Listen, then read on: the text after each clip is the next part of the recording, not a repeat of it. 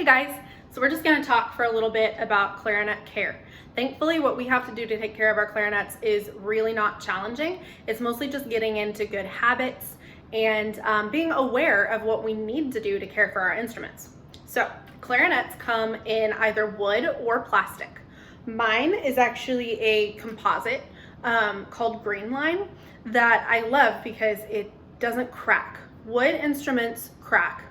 Especially if they are left in extreme temperatures. So you have to think about how wood expands and contracts. If you think about if your mom or dad or a grandma, somebody has a nice table and they insist that you use a coaster on that table, right?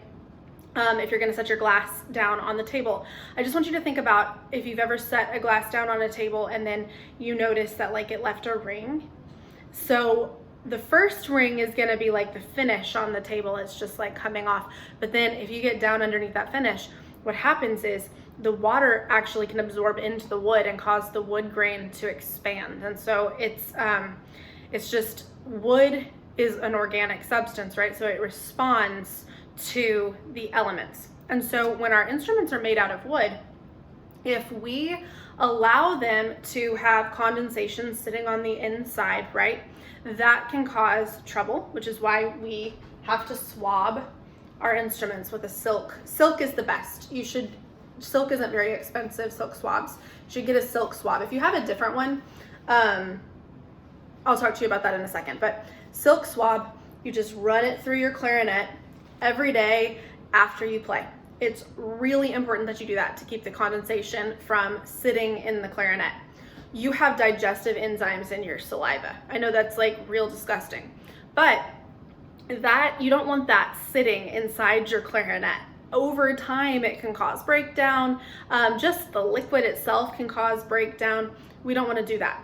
Also, like I said a little while ago, extreme temperatures. So, not so funny story. When I was in high school, I was practicing my clarinet all the time.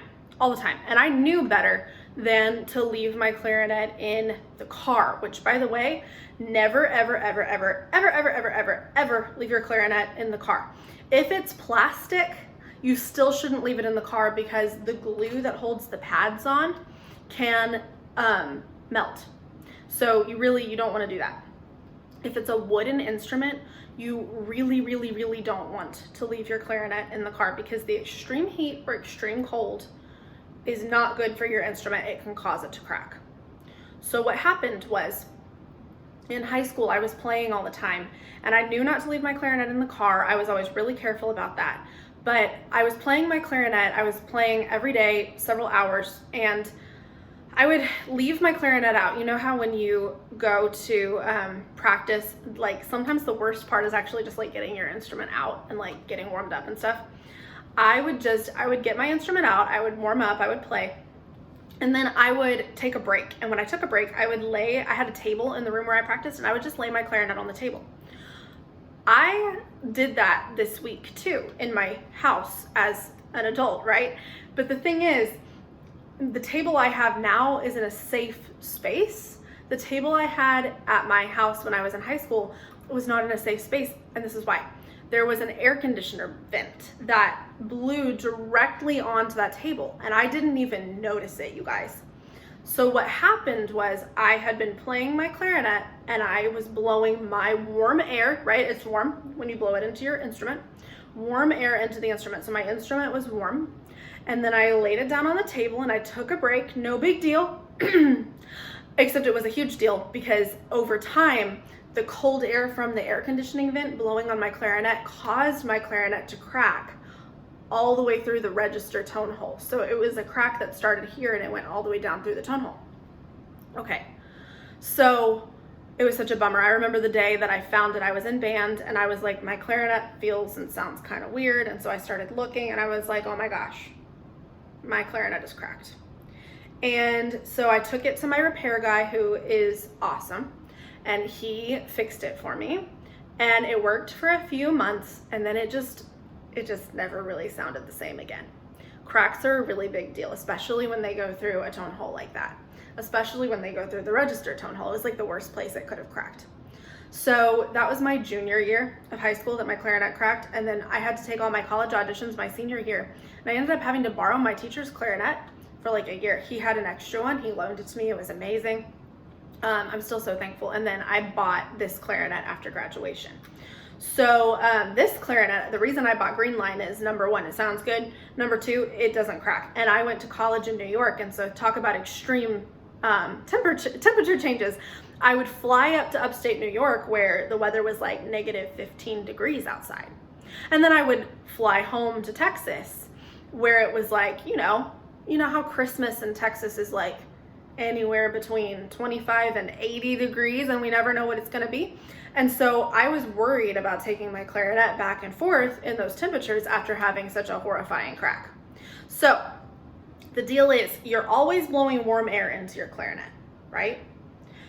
If you leave your clarinet in a cold spot with air blowing on it, it's going to crack. If you take it into the air conditioning and then straight out onto the marching field, it's going to possibly crack. You've got to be so careful to make sure that you don't change the environment of your clarinet drastically. Does that make sense? I hope. So swabbing is really important because swabbing takes care of that moisture that sits inside the clarinet. So I swab my clarinet every time I play. And then sometimes I swab it in the middle of playing too. If you ever get water in your key, so like, let's say, I don't know, I get water in my C sharp key all the time. So what I do if I get water in my C sharp key is I'm gonna take my barrel and my mouthpiece off, and I am gonna put my swab into my clarinet. And I am gonna pull it through, but only to where the fabric, see, I've still got the little tail sticking out.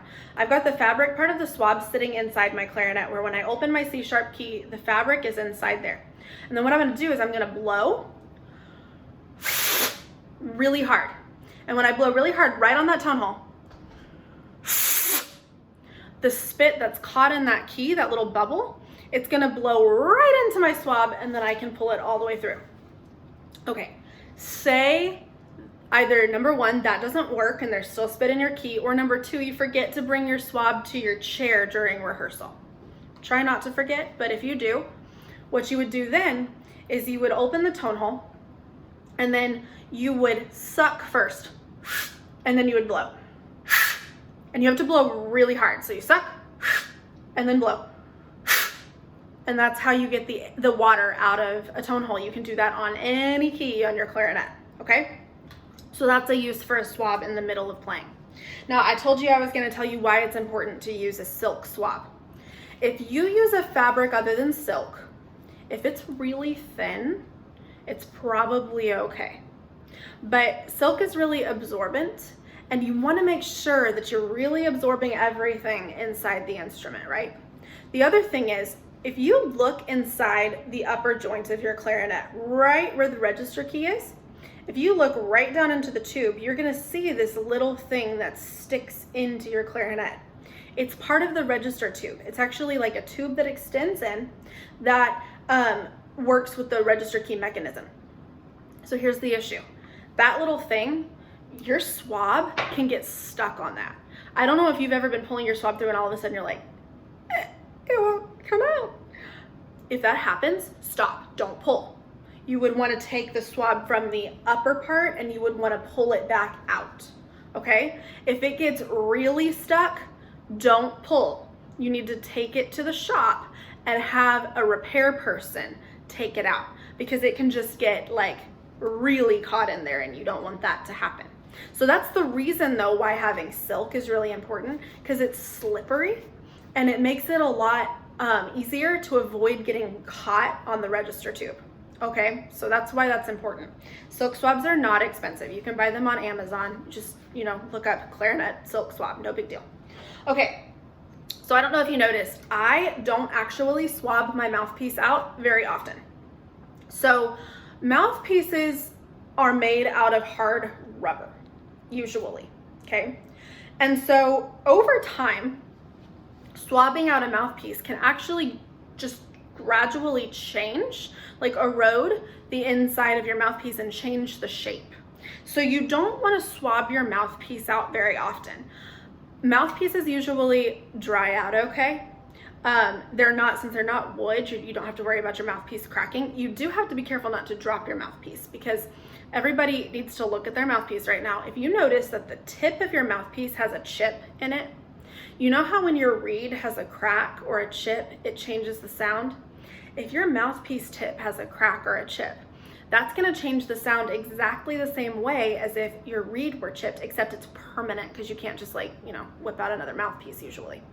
So you wanna be really careful not to drop your mouthpiece or hit it too hard on your tooth, I know, or braces, that can be rough sometimes. And also like your stand. I don't know, maybe I'm just clumsy, but I've hit my mouthpiece on braces when I had them, my teeth, my stand. I don't usually drop my mouthpiece, but I have whacked it on things. So you want to be really careful about that. And if your mouthpiece is chipped, you need to get a new one, okay? That's a really important thing. Okay, so because I don't swab my mouthpiece out very often, I do keep an eye on the inside of it. If I start to see any like buildup or anything, then yeah, I'll swab it out, right? But it's only every now and then. I would say if you want to be safe, maybe swab your mouthpiece once a week as a rule, just to make sure it never gets like nasty, okay? Another thing to be really careful of, so this is just about reed and ligature placement. Guys, I notice a lot of you forget that there's a ligature line on your mouthpiece. I think you can see that. You see the ligature line? It's just a line on my mouthpiece. You want to make sure that your ligature is always below that line. And then what I do is I put my ligature on, usually I start about right here, and then if my reed needs it, I will move it up or down depending on how my reed responds. So within the margin of being between the ligature lines on the mouthpiece, I will move my ligature around to put the pressure on the reed in different spots to cause the reed to vibrate differently. So that's something you can pay attention to, is your ligature placement. Okay, so I'm taking my ligature off right now because what I want to show you is some mouthpiece care stuff. So I have over here, I have some water and vinegar, okay? You can use vinegar, like white vinegar, or hydrogen peroxide. You use 50% water and 50% either vinegar or hydrogen peroxide. Then you're gonna take a Q-tip, okay? And you're gonna just use the Q-tip to just gently clean around your mouthpiece. Just making sure that every now and then you just get the gunk off, just really gently. I don't even have to do this very often, maybe once every month or so. And again, just being really careful to the tip. You're just cleaning really, really gently with a little bit of that solution, okay? So that's how I keep my mouthpiece germ-free for the most part. It's real easy, but 50% water, 50% hydrogen peroxide, or white vinegar. That's what I use. Okay, so something else to talk about is reed care, okay? So the reed is so important. You guys know this. Who's played on a sucky reed in their life? Me. So many times, you take it out of the box and you're like, why? Or you've been playing on it for a while and why, right? So you have to take care of your reeds, and you need to know that you've got to have a system for your reed care, okay? It can be a really easy system, but it needs to be a system. At the professional level, you get really intense with it. Okay, guys. So there's a reason why I am a clarinet player and not a videographer, okay? So over here, I have some examples of reed cases, okay? So you always want to make sure you're keeping your reed in a case. If you need to just keep them in the cases that they come in, that's okay. It's not the best, but it is okay. Here's another option. These guys are cheap, but the problem is sometimes we'll find that in this case, I have no idea why, but for some reason, sometimes reeds will mold in this case. I don't usually have mold issues, just in the plastic sleeves, but these guys will sometimes mold. If you ever notice mold on your reeds, you're gonna wanna change the case. Sometimes I'll just go back to these guys, and then you can also upgrade your case. So here's another one. you'll notice with this guy, let's see, can I open this one-handed? I don't think I can. Let's see. Sorry. Okay. So with this guy, you'll see that there's actually these little crystals on the inside. Those absorb moisture, okay? So I've got slots for 4 different reeds, and these help to keep the moisture the same inside the case all the time. So this helps prevent mold. These aren't very expensive. You can find them at music shops and on Amazon and stuff. Okay, this is probably not, I should have put these in a different order. This is not a super good reed case. The only reason why I do really like it is it holds a lot more reeds and it has them numbered. So I usually number my reeds. Right now, these aren't numbered, but I'll show you if you can see this. I used this reed, you see the little heart that I drew on it? It was darker when I first put it on there, but this was my best reed for a performance. So I drew a little heart on it. I have been known to label my reeds like on the side or on the back with a pen or a pencil. And I just keep track of which reed is which. This case though, it's kind of cool because it does it for you. Then you obviously have to be careful not to accidentally put the reed back in the wrong sleeve. Okay, this is my really nice reed case. So this one is more expensive and it's got actually like a dial on it that tells me the humidity, so I can always pay attention to whether or not this dial is changing. The thing is, I don't really want it to change.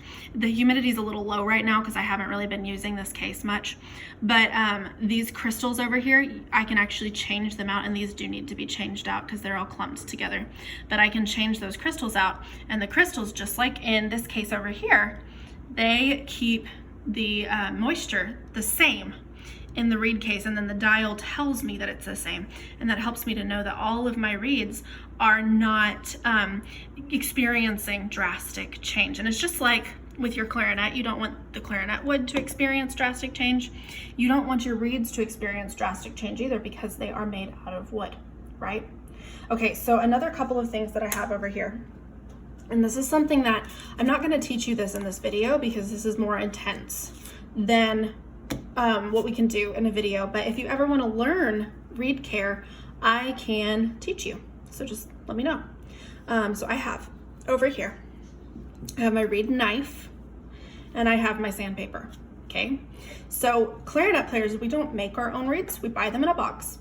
Oboe players and bassoon players, they make their own reeds, but we buy ours in a box. And then as a professional clarinet player or as a serious clarinet player, I am going to be shaping my reeds. So basically I test my reeds to make sure that they vibrate evenly all the way across the tip, and then in the center and down the sides. And in order to make sure that they are perfectly even, I will do some measuring techniques, and then I will use either sandpaper or a knife to gently alter their thickness based on how I know they need to be more even. So that is something that I can teach you if you want to know.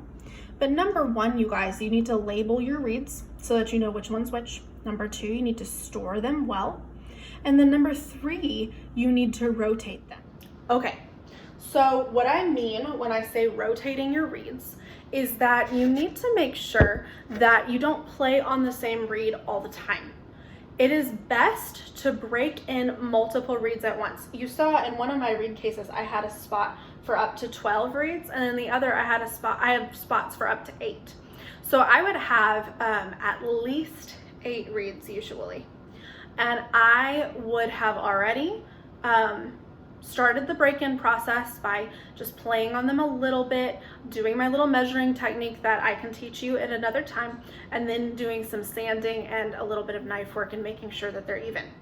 Then based on either the order that I get them out, or maybe even the order that I like them, I would figure out my own system, and then I would number them. So let's say 1 through 8.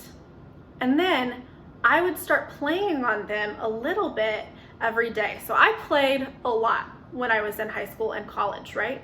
Up until I got my jaw injury, I played a lot, like hours and hours a day, right?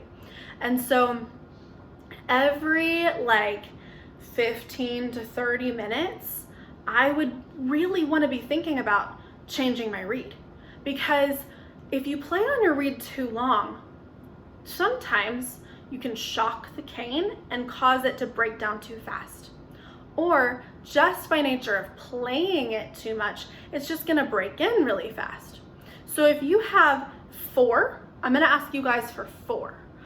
4, 2, if you wanna be really, really intense, 8 or 10 reeds that you number and you alternate, right? Every 15 or so minutes. So that means you bring your reed case into your band rehearsal.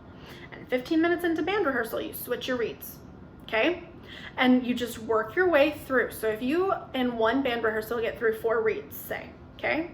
The next day, you went through 1, 2, 3, 4. The next day, you're gonna start on 5, and you're gonna get through 5, 6, 7, 8. If you only have 4, then that works out well. Just 1, 2, 3, 4. The next day, 1, 2, 3, 4. But what if you only have 4 and you get through 3? The next day, you're gonna start on 4, and you'll get through 4, 1, 2, right? The next day, you'd start on 3. So hopefully that makes sense. But it is really important that you do that because it's going to extend the length of your reed's life, which means it's going to save your parents money, which we like. We always like saving money. And it's also gonna mean that you have a good reed to play on like all the time, because you're always gonna have some reeds that are broken in really well. Now, let's say one of your reeds breaks. Let's say we get to, you're getting ready for all region and you're alternating your 4 reeds and you're just doing awesome with that. And then all of a sudden, oh my gosh, I whacked one of my reeds on my tooth and it chipped. Or you didn't even make a mistake, it's just the reed died. It just doesn't sound good anymore. So you're just gonna replace that reed with a new one, and you're gonna call that reed by whatever number it was called before. So if you've got 1, 2, and then 3 is dead and 4 is still alive, you're gonna put a new reed into your cycle and you're gonna call it number 3. Does that make sense? So you always have 1, 2, 3, and 4. You always have 4 reeds. If you get to the end of your box and you're like, oh, I only have 1 reed left in my box and I know I'm gonna have to cycle it in soon, that's when you say, hey mom, I need new reeds within the next week or 2. That way you never get into a situation where you only have 3 reeds. That way you always have 4 ready to go. So hopefully that makes sense to you guys. Another thing I was gonna show you, so this is not about reeds, this is just about care in general. Sometimes we get gunk in our tone holes, and I have a little bit right now. You can just use a Q-tip and just gently wipe out that gunk. It's not the end of the world to have, it's normal to have gunk in your tone holes, but you don't want it to like build up, because that can actually change the sound of your instrument, and sometimes it can even like start to vibrate and create like that little sound. Speaking of vibration, so real quick, just little Q-tip, just gently cleaning the gunk out of your tone holes. Just be really gentle, okay? Yeah, you see, I got some nice dirt out of my tone holes just then. Oh guys, by the way, this is not the wet Q-tip. This is a separate one. So this does not have hydrogen peroxide or vinegar on it, no water. It's literally just a dry Q-tip. Don't use the mouthpiece solution on the body of your instrument. Just don't do that. You don't need to. Okay. So a common issue that I run into with my students is that they will hear like a buzzing, sizzling sound coming out of their clarinet. Often what that is, I've got some pads that need to be changed, so I can actually, I've got a nasty one down here that needs to go to the shop. I can show you. So if you look at this pad, you might be able to see it. It might not be very clear. I'll show you in person if I need to. But you can see that there's this fuzzy part right here, and then there's like this skin that like kind of peels up, and I don't want to mess it up worse than it's already messed. But there's a skin on your pads. Pads are like soft, and then there's this like waterproof skin that goes over the top. Sometimes like on my pad, that skin will rip, and if it's really ripped, it'll start to vibrate and you'll hear that sizzly sound. That is something to listen for. Like, you'll notice it. But I think it's really helpful when we notice sounds that we hear regularly, or like things that happen to us that we're like, what is that? If you know what it probably is, it makes it easier to identify the problem and get it fixed. You know what I mean?